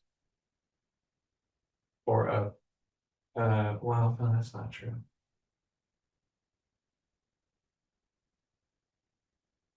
The way the density works in a PUD is you take your whole site, you take out 25% of the land. Say you take out the open space, just take out the 25% for open space, Mm-hmm. and you use the remaining 75% to calculate your base density. So there would be a reduction in density, but the PUD regulations allow you to make the case to the DRB that you would actually be allowed a greater density under a traditional major subdivision. So you could get that your density increased even if your 25% open space requirement stays the same. Does that make sense? Not really. Yes. Okay. Small lots. This is how I understand it. If you are going in and applying for a subdivision, you actually have to show on the map, this is developable, this is a steep slope, it's not developable. So even if you have like 30 acres, the number of the density that for a major subdivision, no PUD, is actually based on the actual land of what can be developed. Okay. If you go for a PUD, it's just the arithmetic. And the reason it's just the arithmetic, meaning like it's your 30 acres and you take this, subtract out this 25%, it doesn't care about what's on the land because it knows that you're not developing the whole land consistently, evenly divided across the board. You're going to do most of your development over here, Mhm. and then this part is going to be open. So it doesn't require that you prove that this every slice can be developed. Mhm. So every site is going to have a different density plan, which is why the zoning talks about it like a density plan. So a PUD potentially has PUD has greater potential sometimes than a major subdivision. And in other cases, a major subdivision could have more potential than it. Oh, no. If a major subdivision has more potential than the PUD, then the DRB can calculate that to the max for the PUD, That's the first I've regardless of. ever heard land. that in the max, in the subdivision. Like, So I wanted to get clarity from Chris Flynn on this, because my understanding with the Governor Peck PUD was the applicant was making the case that under a standard subdivision, they would have X number of lots, and the DRB said, no, you actually wouldn't, because this part of your, because of these reasons, these aren't developable sites, so your density is actually, even for just a major subdivision, is not a simple division of 10 to 100. Right. And I'm trying to get clarity on that myself. I just haven't had a chance to have that conversation with Chris Flynn. But the point of all of this discussion is that I don't believe a PUD diminishes your density. And in some cases, it actually would allow you to get more density, not even to the density bonus, because the 25% reduction is capped. So even if 50% of your site is undevelopable, if you go through a PUD, You get credit for that. it's There's- capped at 25%. but if 5% of your lot is undevelopable, you've had to set that aside, and you've had to set aside what is the side for open space forever. So future infill in that area, should things change, is not allowed. You have to have some kind of governing body that oversees that, or an HOA or whatever. Like it is. You can do math to argue density, but it's not just the math problem. So how does that, if you can take me back to how that relates to Wendy's initial thought about if this said something different, you would feel different about it. Can you close that loop for me? Because I Can I? lost it. I don't think I can. Okay. You lost it. It's on the next Yeah. slide, Yeah. because we had talked about it before, but Yeah, I'm just it's not the sure what I'm saying. 25% Yeah. instead of Okay, I'm thinking it's instead of the open space, which is 50, setting aside 50% of the parcel for in perpetuity, making that only 25%. To use your example of if only 5% of the site isn't developable, then if you were in a PUD, you would go to the DRB and say, only 5% of my sites are developable. So then your density would get increased, but you would still need to say, let's just say you're in the rural ag district. You would still need to set aside that 50% of the open space in perpetuity, because that's meeting the purpose, the intent of the zoning district, which is to maintain open space for future agricultural uses. And there may be an HOA in place that gets put in place that has limits on things, but it's sort of a placeholder. Right, and so is 50 is in the lower density residential district that is a transition. It's not rural ag, it's not forestry. Does it make sense then to decrease that open space to 25% instead of 50%? right. So we have two different questions that are on the table. One is, are we going down to 25%? And the other is, That's why you shouldn't have gone to the next slide. right. And then there's the second question of, should we use the low density? Should these be the factors? So, and what Wendy is saying is she needs the answer on the 25%. Yes, that's what I'm saying. Before she can answer the other Yeah, question. that's what I'm saying. Well, The order of the question is and I might is the challenge, say the same thing about the updated NRO. right? What? Oh, about Well, the soils. if we were including the updated NRO on the the updated forest block information on the NRO. That might influence my feeling about it's hard for me to, well, let me back up. Now that we know this information about the updated forest blocks, it's hard for me to unsee it.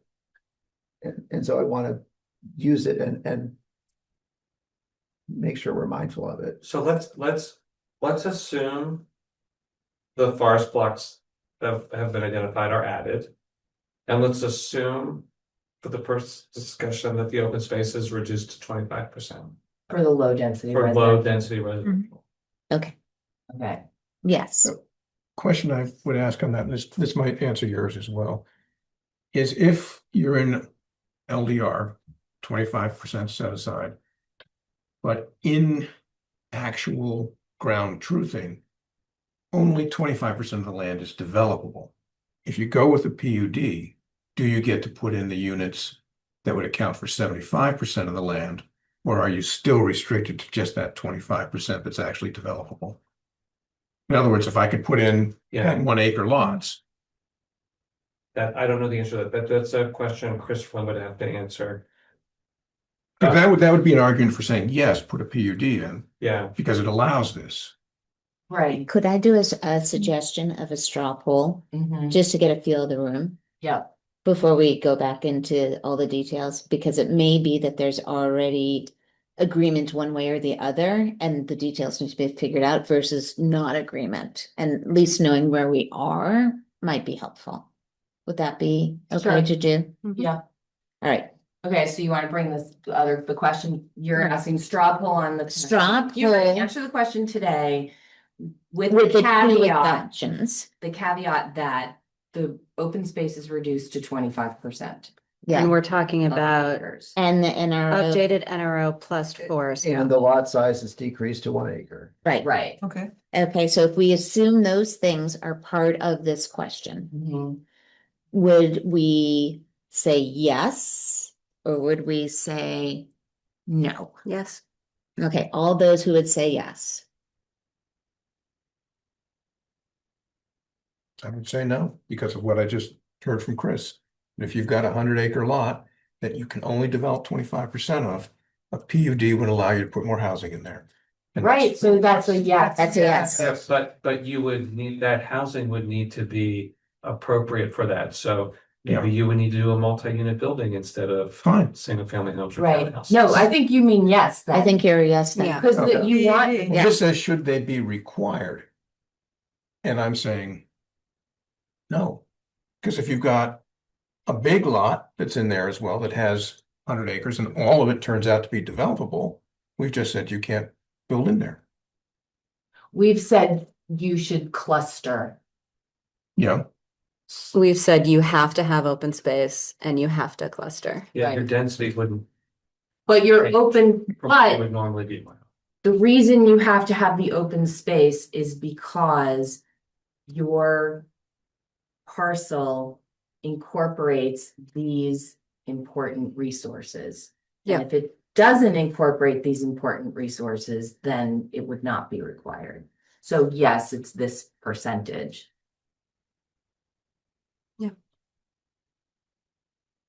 Yeah, the fact that it's rooted in protecting something that we've identified as valuable that we care about, that makes total sense to me. So they were oh, yeah, sorry. Okay, and maybe so since Eric has an open question that really, we said it, but we said we would just need to double check that with Chris Flint.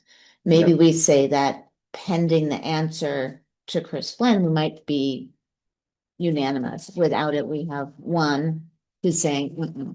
And then we have to decide as a group what we do when we have, I don't know how, do we have to be unanimous? Yeah, it's unanimous, no. you just have to have a majority.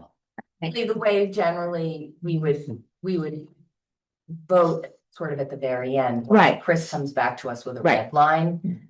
And I know that Chris is already working on the red line. So We can see he's writing. so, right. Yeah, it's amazing. is that- Like, making these, guidelines and first consensus, and we have direction, and we sort of generally seem to agree. Will be incorporating that into a red line, and at the end of the day, then we'll be Okay, voting to recommend that red line. although it's really wonderful that we're having these interspersed, like, practices on agreeing. Yes, yes, absolutely. Because we're moving Right. balls down the field, Yeah, right? Yeah, We keep getting first downs. yeah, People. yes. No fumbles, that's good. Yeah, I like let's keep going with Yeah. the sports analogies. Okay, so do you want to Okay. go to the next slide? Yeah, but the question that got asked that I want to follow up on, and just as a for hypothetical, is if you had a site that was 75% like 75% of the site was not developable. And someone went through a PUD, would their density be calculated based on only 25% of the site being not developed? Okay, I think the answer is the 25%, but I want to confirm that with Chris Klein. Okay, great. All right, so now the next question, I'm assuming we're just moving on. The next. We're moving. Yes, is which map resources in a major subdivision should require PUD review? So what we've got up here, so we've got low density, rural ag and forestry. I was just going with saying, okay, yes for NRO, and then there's the prime soils. Wait, so you already answered the question. Well, but see, there's an asterisk next to it. It's a staff recommendation. I just had to put something down for discussion. Yeah, okay, so. Of that whole list of things, these were the two that I'm recommending, and then where's the planning commission? And does the prime soils, does that only act as a trigger in the rural ag residential, which really emphasizes the working range part of it as opposed to the other two? So, Well, and Chris, your question marks are not no's. These are, this is the staff recommendation. The question mark is, I don't. He didn't have a I didn't have a recommendation. recommendation. Okay, He wanted to hear what we Yeah. thought. Wouldn't we want to map and have, if we have prime soils, don't we want to protect those? For as Chris was saying earlier, that's our future wastewater. but we don't know that. Well, a different prime soil, but Yeah. yes. Yeah, or it's our future growing. Yeah. I would imagine we'd want to map, if they're mapped, we should say, let's plan this out carefully. I think the question is, is the NRO sufficient to trigger it, or does it have to have the NRO and prime soils to trigger? Yes, Is that the question? yes, yeah. Or, Is it either or it's a yes and It's an and or, I guess. or? Well, so first, is there consensus that using the NRO seems to be a good tool for? Yep. Yes. Okay. So, yes. Prime soils. Do And we that would wanna- be an either or. Do So, we want to use that? Yes or no, which district? but it could be just to, and I'm sorry to push you about it, but it could be that and I don't think it's true, but there may be some areas that are not in the NRO, but are prime soil. Correct. And that would be sufficient to say, yep, Correct, because if you go, so this is going back to this, right, there are some areas. there is a 19% increase of properties in the LDR Mhm. that have prime soils that, above if we were just using the NRO with Yeah, the additional yeah. forest blocks. Yep, yep. I'd like to know the difference. I'm just gonna call them primary and secondary prime, but like, what are the difference? Yeah, so scientifically? that's another layer that I want to understand better. Yeah, Can I add to what I'd also like to understand better, which is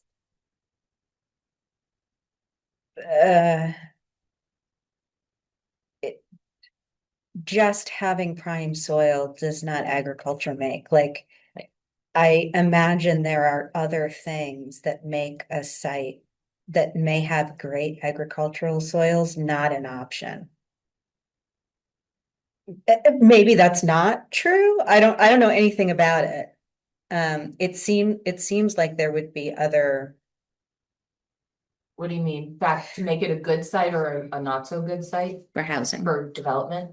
Or to protect the Or for land. farm. to protect the land. So if the reason that we want to protect this land is because these soils are good for producing food or agriculture, right? Mhm.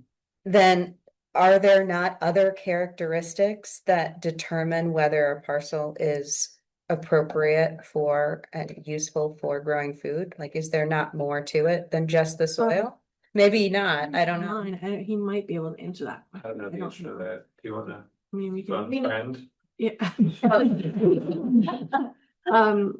It's up to you guys. I also take some guidance on a question like that a little bit from the zoning districts. Like sometimes we've heard in this room that the districts are just very arbitrary and they're just lines. And then you go through an analysis like this and you're like, actually, the people who've been sitting in our seats, for 20, 30 years before us have looked at these maps and have looked at these soils and slopes and the quality. And so my quick answer to your question is, that's kind of why we have a rural ag district.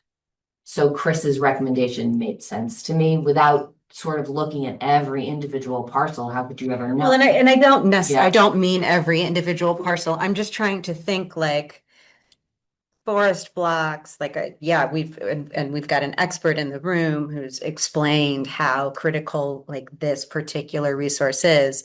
If we're trying to protect a resource for growing food, then is it really just prime soils? And yeah, sure, maybe historically when we were maybe things made sense for those areas to be ag and they no longer do. I have no idea. Is there more to that than just prime soils, I guess is my question. And the answer could very well be no. And is it something around which you could map and then zone, or is it something that? Well, and if it lines up really clearly with this, or that's how everybody, to this day determines where to whatever, and it doesn't matter what the water I don't know.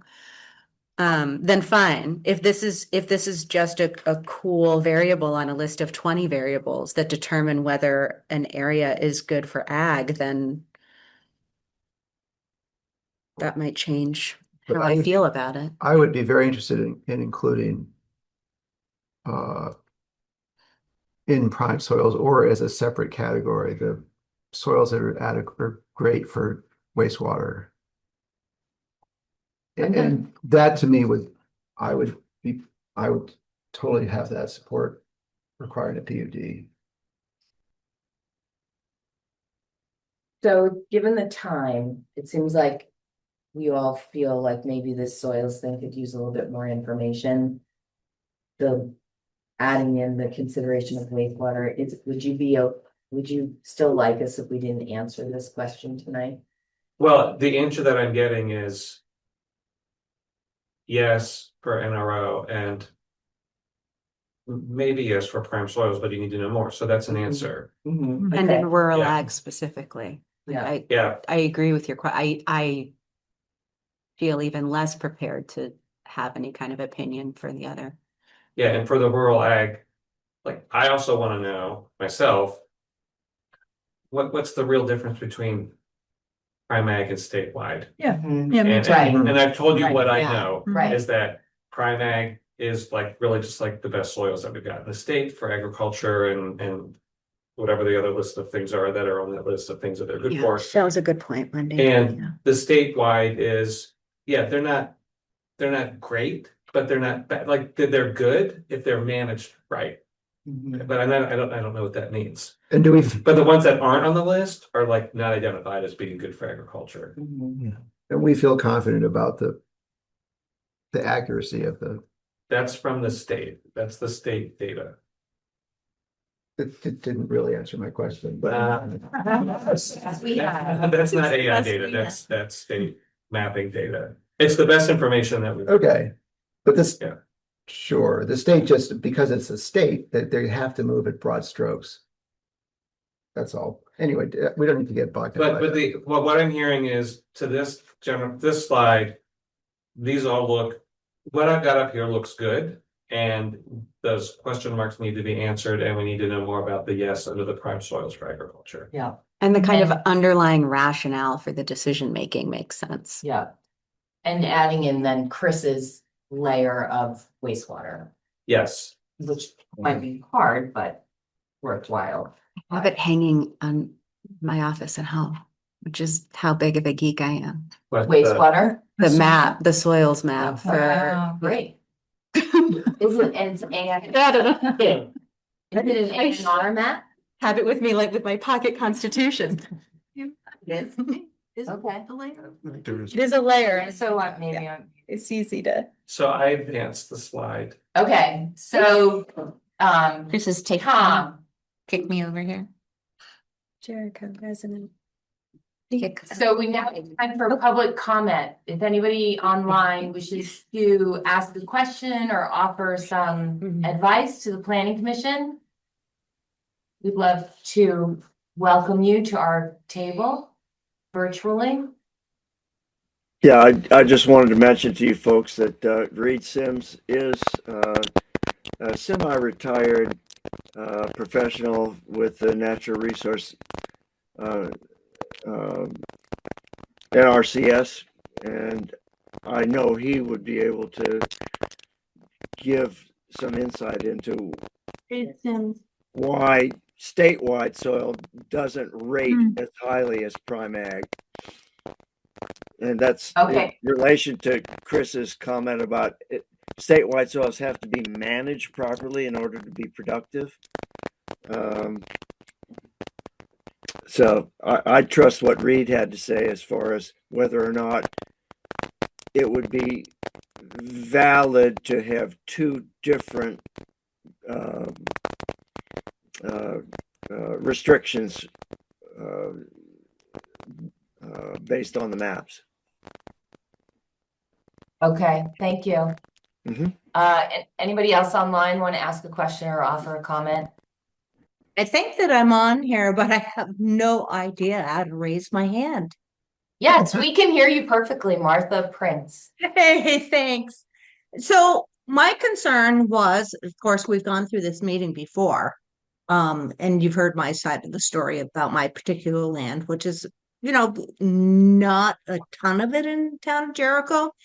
But are you considering changing that rule of 4 lots in a 10-year period of time? We're considering changing the rule in terms of what parts of town, so location, that rule applies, and reducing the areas that it applies to and adding another layer of consideration, which would be if these resources are present. So what we talked about tonight was removing the village district. So any land that's located in the village zoning district would no longer be subject to the requirement to do a PUD for a major subdivision. Okay, so how would that fit into mine as doing incremental building? I have no desire to develop my land. And basically it's just selling an acre, maybe 1 year, the next, or in 3 years.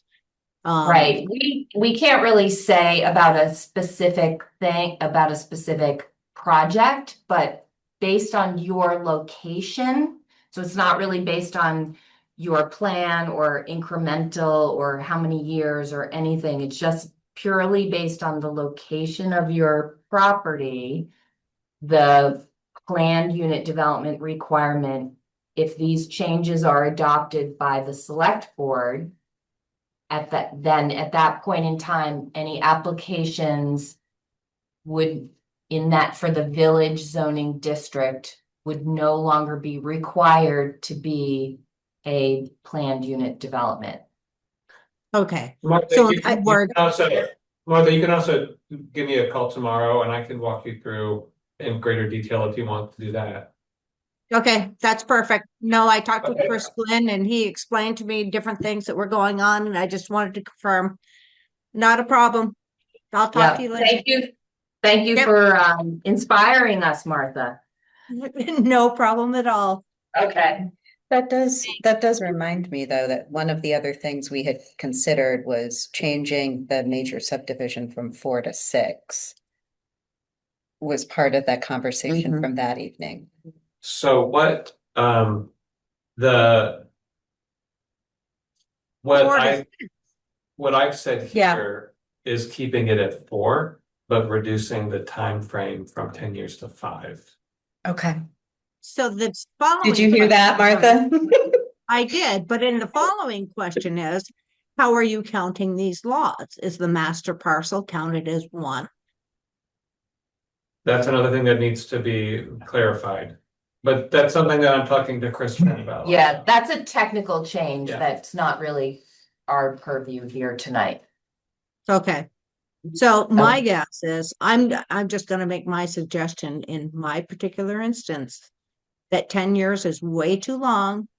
And that 4 lots causing the master parcel to be counted as one. Is it just plain gonna put me in a position where, it's not gonna be fun. I think you need to lessen the years and raise the lots. And determine how the lot count is done. Okay, yep, we have that on the list. Thank you. Okay, perfect. I appreciate it. Okay, Thanks. okay. Bye. All right, are we ready to go on to the next slide? Okay, town. I've got so much to tell you about this. I've really been working a lot on figuring out the mapping stuff that we were looking at tonight. And then working with CCRPC on getting our planning agreement with them for the Riverside Village development scenarios and fiscal analysis, and I'm taking that agreement to the select board on Thursday so that hopefully it'll get approved and we can start working with the consultant on this. This is directly related to our wastewater planning work that we're doing in Riverside. Awesome. Okay, any other updates people want to share? I have a couple. Okay, Sabina. The Bicycle Pedestrian Connectivity Committee is working on getting some bike racks to put around town. Cool. So they are doing that with local motion. And I believe that the speed bump conversation is coming back in front of the select board soon, and so the bike pedestrian committee is hoping to weigh in on that on this round of talks.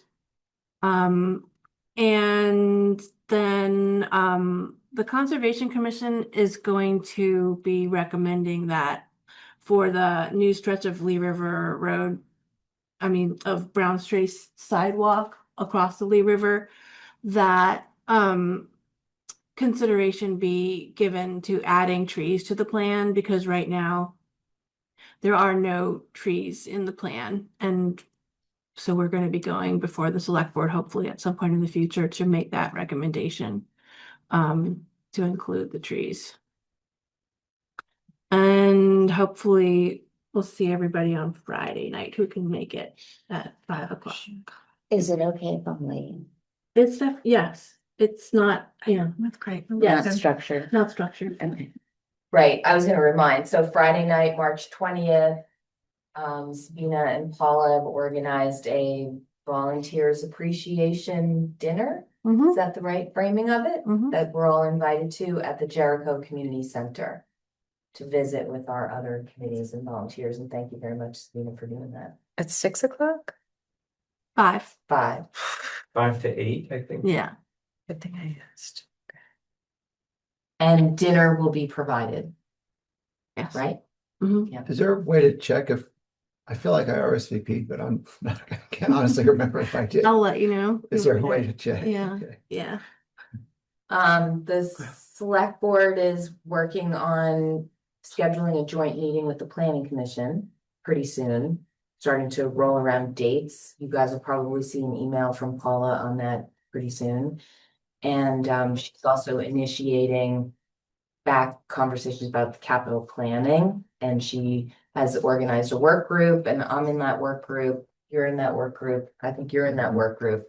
So we'll all be starting in April for the following year. So hopefully building out a more robust capital plan like we've all talked about starting this year.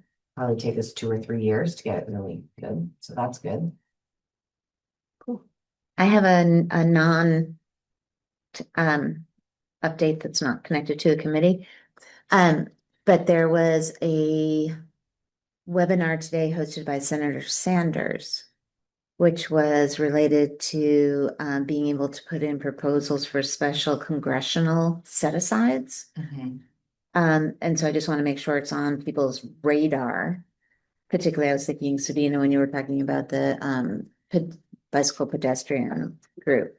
That really it appears to like it's a very much about tangible infrastructure kinds of things. So I thought I would just mention that. It hadn't been, but we're not aware of. Okay, any other updates? Thank you. Any other business? Okay, so we meet again on April 7th. And happily we'll roll along. We have 2 weeks, right? Right. Yeah. We have 2 weeks break. I We will, might through email try to organize some follow-up on the small units yeah, between now and our next meeting on the 7th. okay. I am going to be remote for the 7th. Okay. I will also be remote. I would like to make a motion to adjourn. Let us do that. Sarah Jane made a motion to adjourn. Any seconds? You bet. Heidi seconded. All those in favor of adjourn, please say yes. Yeah. Yes. Okay, thank you.